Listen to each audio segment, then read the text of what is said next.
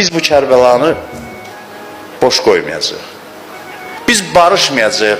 Allah vəlisini atdan salıb tikə-tikə doğramazlar. Bunu deyib, eləyib üstündən keçmək olmaz. Biz o qədər səs-küy salacaq, o qədər gedib gələcək, o qəbri boş qoymayacaq, o qədər Məhərrəmdə bunu yad edəcək, ta yavaş-yavaş bəşəriyyət başa düşsün və Allah vəlisi layiq olduğu yeri tutsun.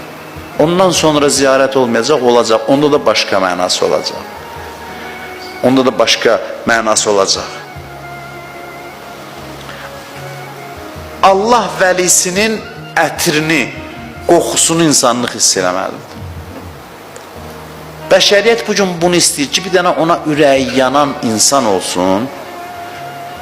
İnsanlar aşıq olsun ona, pərvanə kimi başına dolansın.